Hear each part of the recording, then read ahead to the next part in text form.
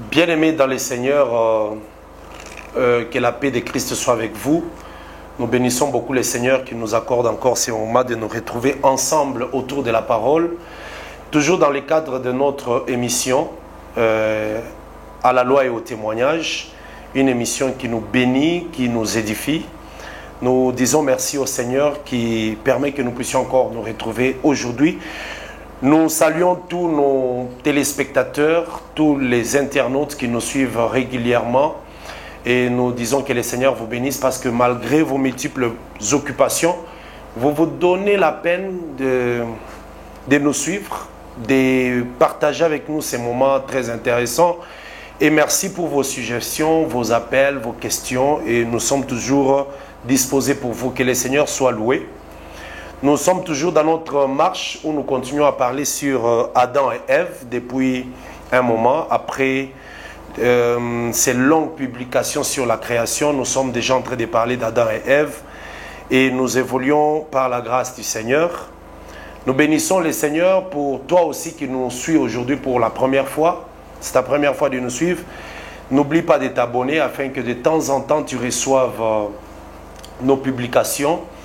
Que tu sois à la page de nos enseignements. Et nous te demandons aussi de partager avec tes amis et connaissances, tes frères et sœurs, ta famille, afin qu'ils soient aussi édifiés. Et nous demandons beaucoup plus à tous ceux qui nous suivent de partager ces choses avec les prédicateurs, les ministres, les enseignants de la parole, afin que cela aussi ajoute un plus à la connaissance que le Seigneur leur a faite. Nous sommes toujours appelés de nous aiguiser les uns les autres, de compléter la connaissance et d'écouter aussi les autres. C'est aussi une grâce d'écouter les autres parce que la Bible dit dans Proverbes, c'est lui qui écoute parlera. Et nous sommes des dispensateurs des diverses grâces de Dieu. Nous savons que lorsque nous écoutons les autres, lorsque les autres nous écoutent, ça forme une force pour l'Église. Que le Seigneur vous bénisse. Notre numéro est au bas de l'écran. Par ces numéros, vous pouvez nous écrire, vous pouvez nous appeler, nous écrire sur WhatsApp. Et nous sommes toujours prêts à répondre à vos différentes questions. Que le Seigneur de grâce vous bénisse. C'est votre frère, le docteur Dadi Dan Kadima, que vous suivez toujours d'habitude des loin où nous partageons avec vous ces choses. Nous allons devoir évoluer parce qu'aujourd'hui c'est notre 3e ou 4e séance sur Adam et Ève. Nous avons encore beaucoup de choses à parler sur Adam. C'est tout un mystère. Adam c'est un mystère. Adam c'est toute une prophétie. Nous arriverons à parler du fruit que Ève a mangé et qu'il a partagé avec Adam. Nous arriverons à parler de leurs deux fils, Caïn et Abel, ainsi que de la postérité d'Adam. Que la paix de Christ soit avec vous. Nous allons prier. Seigneur, Père de grâce, nous te disons merci pour ces instants et nous te recommandons ces moments. Nous prions que tu nous ajoutes encore la connaissance par le Saint-Esprit, que tous ceux qui nous suivent soient édifiés abondamment. Et que ces choses nous donnent encore la vie parce que la parole a été faite, la terre, le monde entier a été créé au travers de la parole et c'est la parole qui maintient toutes choses. Nous t'avons ainsi prié au nom de Jésus-Christ. Amen. Bien-aimés, lorsque nous parlons d'Adam et Ève, nous comprenons que ce sont des hommes que le Seigneur a créés. Le premier personnage dans les Écritures, c'est d'eux que nous sommes venus, c'est d'Adam et Ève que toute l'humanité est sortie. Et lorsque Dieu place Adam dans les jardins, déjà nous avions parlé de ces choses. Si vous nous avez suivis dans la première publication sur Adam et Ève, nous avons parlé de pourquoi Adam devait d'abord pécher. Pourquoi Dieu avait permis qu'Adam tombe. Nous avons expliqué, nous avons fait voir cela, la raison. Et nous avions aussi parlé de l'âge d'Adam. Adam a été créé à quel âge? Pourquoi il a eu son fils à 130 ans?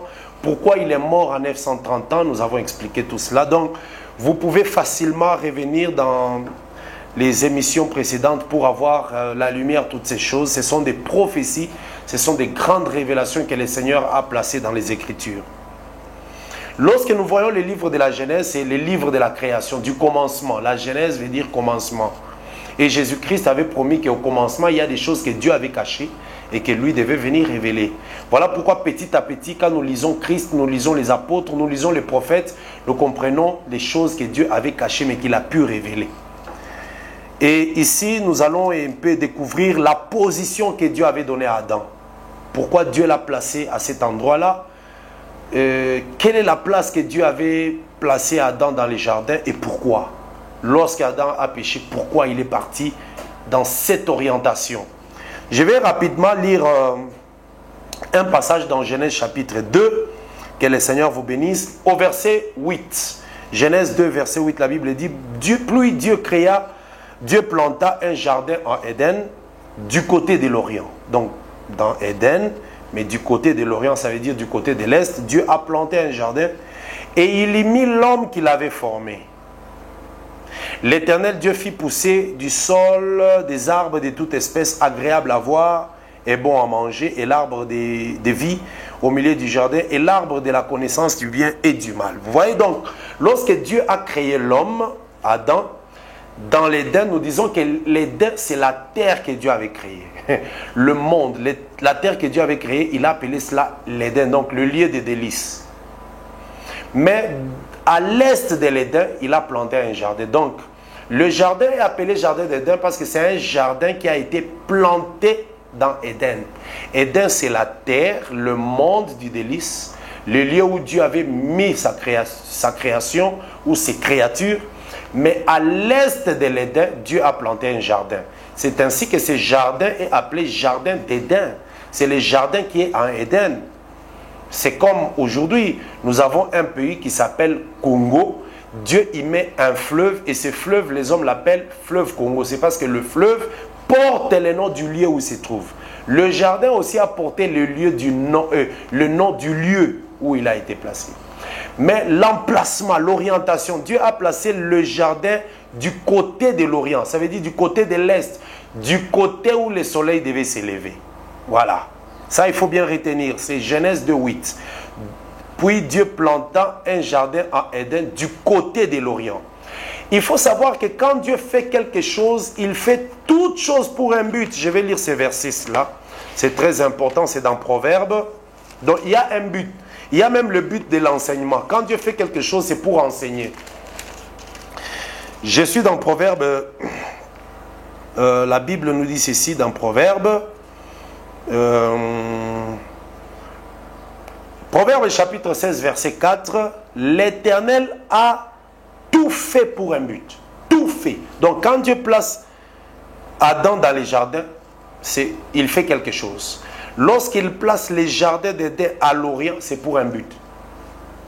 Et on dit l'Éternel a tout fait. Ça c'est Proverbe, Salomon qui dit l'Éternel a tout fait pour un but, même le méchant pour les jours du malheur.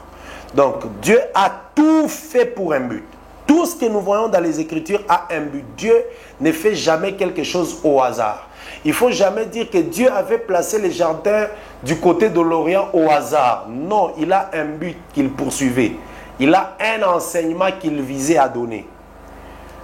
Lorsque Dieu a créé l'homme et lui a donné une femme, c'est pour un but. Donc, Dieu fait tout pour un but. Donc, le fait qu'il pose ou qu'il dépose le jardin du côté de l'Orient d'Éden, il y a un but. Maintenant, écoutez bien. C'est très important parce que l'Orient, c'est le lever du soleil, là où le soleil s'élève. L'Occident, c'est le coucher, c'est l'Ouest. L'Orient, c'est l'Est. L'homme est placé dans les jardins du côté de l'Orient. Lorsque nous lisons Genèse chapitre 3, l'homme pêche, la femme mange les fruits, donne à son mari, ils se retrouvent tous de nus et Dieu vient, commence à les juger. Il juge d'abord les serpents, il maudit les serpents, il maudit l'homme, il maudit la femme. Et la Bible nous dit ceci, le verset 22. Genèse 3, verset 22. L'Éternel Dieu dit, voici l'homme est devenu comme l'un de nous, pour la connaissance du bien et du mal. Ah, donc ça veut dire Dieu avait aussi la connaissance du bien et du mal. Voilà pourquoi nous arriverons sur ce fruit et vous allez comprendre. Parce que Dieu compare l'homme qui est devenu comme l'un d'eux, pour la connaissance du bien et du mal. Mais lors de la création, il avait dit, faisons l'homme à notre image et à notre ressemblance. Donc, Adam déjà avait l'image et la ressemblance de Dieu. À un autre point. Mais lorsque l'homme mange les fruits, il devient aussi comme Dieu, mais en ce qui concerne le bien et le mal. Donc, ça veut dire Dieu avait créé l'homme lui ressemblait, mais sauf que l'homme n'avait pas la connaissance du bien et du mal. Mais les jours où il a mangé les fruits, il est devenu encore comme Dieu en ce qui concerne la connaissance du bien et du mal. Nous arriverons, nous allons parler de toutes ces choses et du fruit. Voilà. Il est devenu comme l'un de nous pour la connaissance du bien et du mal. Empêchons-le maintenant d'avancer sa main, de prendre l'arbre de vie et d'en manger et de vivre éternellement. Vous voyez? Empêchons-le de prendre l'arbre de vie. Ça veut dire que l'homme ne mangeait pas l'arbre de vie. Il n'en mangeait pas. Seulement, il mangeait les autres arbres, les autres fruits. Il ne mangeait pas l'arbre de vie.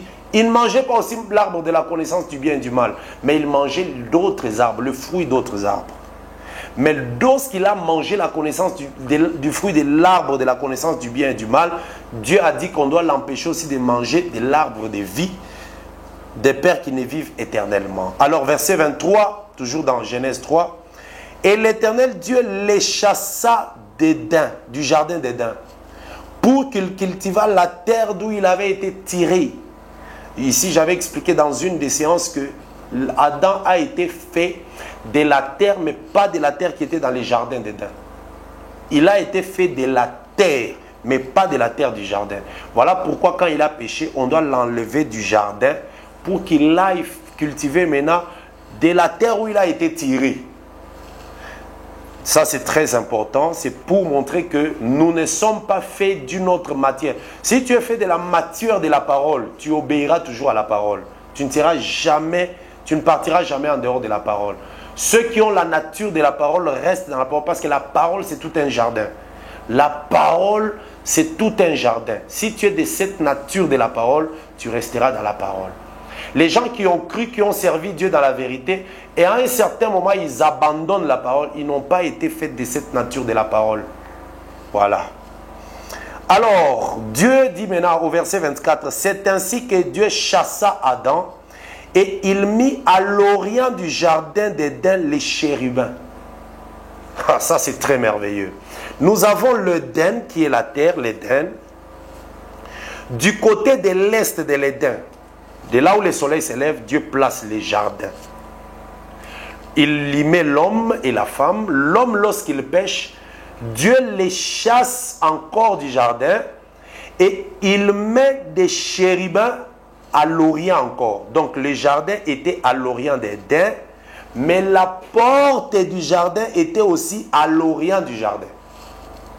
C'est ainsi qu'il chassa Adam et il les mit à l'orient du jardin d'Éden les chérubins qui agitent une épée flamboyante pour garder les jardins, pour garder le chemin de l'arbre de vie. Donc essaie de faire cette représentation. Tu as la terre qui est l'Éden. Du côté de l'est de la terre, Dieu met les jardins. Et du côté de l'est du jardin, Dieu met la porte. Donc la porte, à l'est, il y avait la porte du jardin et il y avait les jardins à l'est de l'Éden. Pourquoi Dieu met toutes ces choses seulement à l'est? À l'est, c'est très important. On va y arriver. Je vais lire encore un autre passage. Genèse chapitre 4. Ici maintenant c'est Caïn. Caïn qui a péché, qui a tué son frère. Écoutez ce que la Bible dit. Verset 14. Caïn. Genèse 4, 14. Voici tu me chasses aujourd'hui, c'est Caïn qui parle à Dieu, à l'Éternel. Voici tu me chasses aujourd'hui de cette terre. Je serai caché loin de ta face, je serai errant et vagabond sur la terre. Et quiconque me trouvera me tuera. L'Éternel lui dit, l'Éternel dit à Caïn, si quelqu'un tuait Caïn, Caïn sera vengé cette fois. Il faut d'abord savoir que Dieu protège Caïn. C'est très important. Nous parlerons de Caïn, vous allez voir que beaucoup d'enseignements sur Caïn, ce sont des faussetés, des choses que des gens ont ramassées dans le monde des ténèbres. L'Éternel lui dit, si quelqu'un tuait Caïn, Caïn sera vengé cette fois. Et l'Éternel mit un signe sur Caïn pour que quiconque le trouverait ne le tuât point. Donc Dieu sécurise et protège Caïn. Nous devons savoir pourquoi Dieu fait cela. Caïn qui a tué Abel, mais Dieu met un signe sur lui pour le sécuriser et pour le protéger. Verset 16. Puis Caïn s'éloigna de la face de l'Éternel. il alla habiter dans la terre des Nod à l'orient d'Éden. Ça, c'est très important. Donc, Caïn aussi, quand on l'a chassé, il est allé habiter dans la terre des Nod à l'orient d'Éden. Pas à l'orient du jardin, mais à l'orient d'Éden. Éden, c'est la terre. Il faut bien avoir cette précision.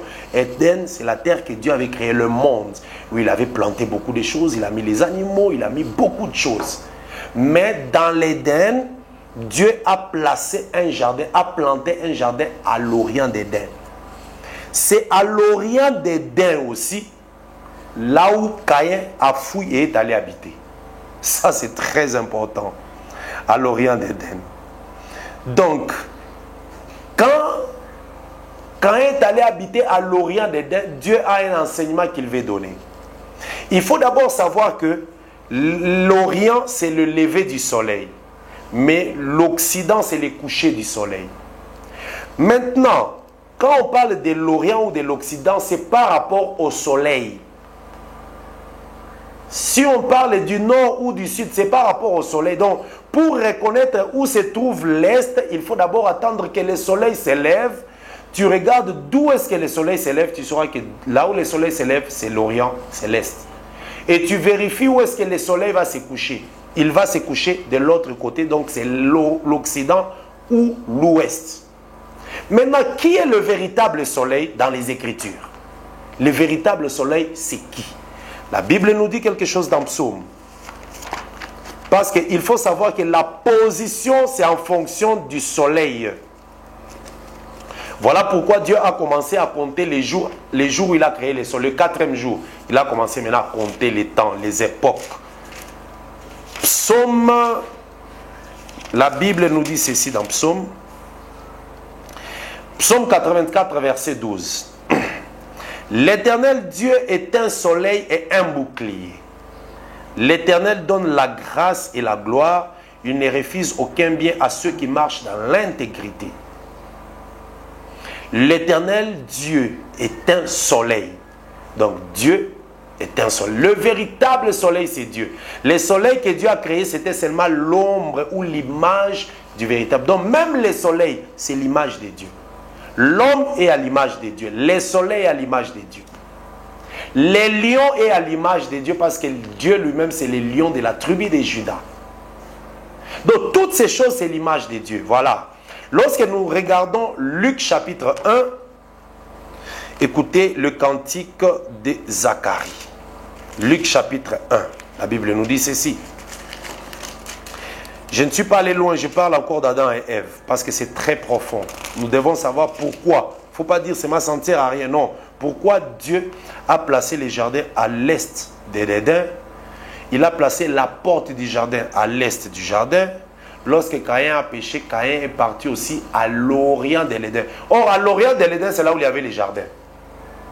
Donc, Caïn est parti où? Dans la position où il y avait les jardins. On n'a pas dit que Caïn est parti à l'orient du jardin. Non, on a dit à l'orient de l'Éden.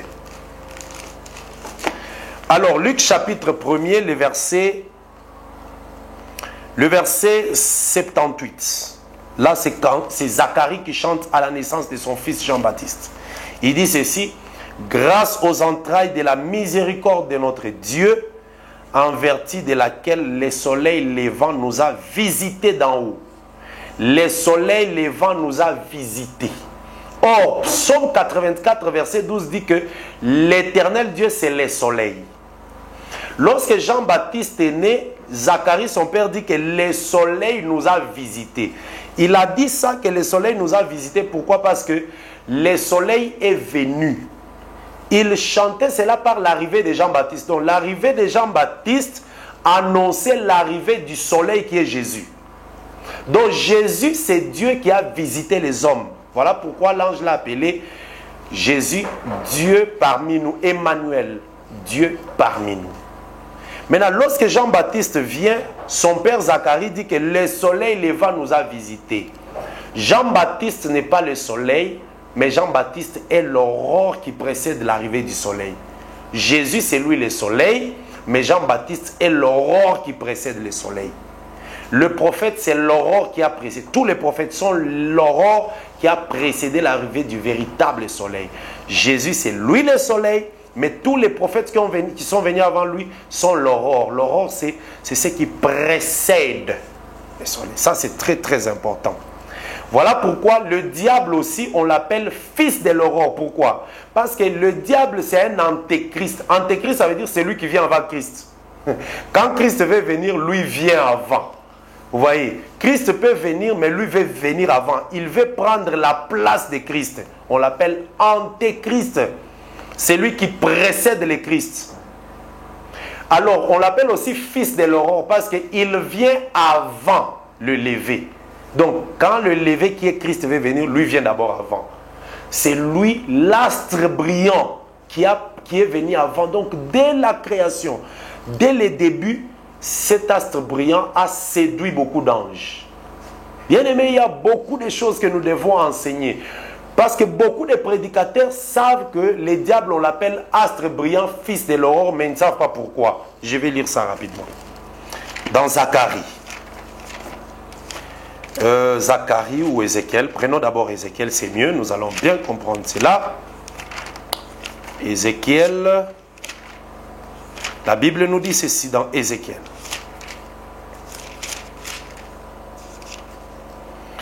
Ézéchiel, chapitre 28. Je vais lire rapidement juste une portion pour qu'on puisse comprendre. Là où on prophétise sur le roi des Tyr, mais on parle en réalité du diable. La Bible dit ceci. Verset 15. Tu as été intègre dans tes voies depuis les jours où tu fus créé, jusqu'au jour où l'iniquité a été trouvée chez toi. Par la grandeur de ton commerce, tu as été rempli de violence, tu as péché. Je te précipite de la montagne de Dieu, je t'ai fait disparaître, chérubin protecteur du milieu de pierres intercellantes. Ton cœur s'est élevé à cause de ta beauté. Vous voyez, ici, on nous présente déjà le diable comme un chérubin protecteur. Un chérubin protecteur. C'était un chérubin qui était parmi les anges qui travaillaient aussi de la sécurité. Maintenant, Ésaïe dit ceci. Ésaïe. La Bible nous dit dans Ésaïe 14. Ésaïe 14. Nous allons comprendre cette pensée. Ésaïe 14, la Bible nous dit ceci. Au verset 12. Te voilà tombé du ciel. Là, on parle du diable, Lucifer. Te voilà tombé du ciel, astre brillant, fils de l'aurore. Tu es abattu à terre, toi, vainqueur des nations. Vous voyez? On l'appelle astre brillant. Un astre, une étoile, c'est un ange. Donc le diable était un ange. Mais on l'appelle fils de l'aurore parce que avant même que le Christ, qui est la véritable lumière, entre en action, il y a déjà quelqu'un qui l'a précédé. Or, Christ, c'est le soleil qui doit s'élever, le soleil de la justice qui doit s'élever. Ça veut dire que Christ, c'est Dieu soleil qui nous visite d'en haut. Mais avant lui, il y avait déjà le diable. Le diable vient toujours avant. Il vient avant pour détruire, mais Christ vient après. Voilà pourquoi même Jésus-Christ dit que il y a des gens qui l'ont précédé. Ceux qui l'ont précédé sont des prophètes. Les prophètes l'ont précédé. Les sacrificateurs l'ont précédé. Il a appelé tous ces sacrificateurs-là des brigands. Parce que les sacrificateurs sont des gens qui ont tué le Christ. Les sacrificateurs, ce sont eux qui ont accepté qu'on tue le Christ. Ce sont des brigands. Ceux qui sont venus avant moi sont des brigands, les sacrificateurs. Alors ici, on nous fait voir que Dieu, c'est lui le soleil de la justice, mais qui nous a visités d'en haut. Il est venu d'en haut. C'est ça Jésus-Christ. Alors, Jésus-Christ comme soleil, quand il s'élève d'abord à l'Orient. L'Orient parle d'Israël. L'Orient, ça parle d'Israël. Et l'Occident parle de nous les nations, l'Église des nations. Voilà pourquoi lorsque Dieu commence les choses, il commence par l'Orient. Ça annonçait déjà que Dieu commencera par Israël. Jésus-Christ comme soleil, quand il s'élève, il n'est pas venu directement chez les nations. Non, il est d'abord venu d'Israël. Il est né en Israël, en Judée, à Bethléem.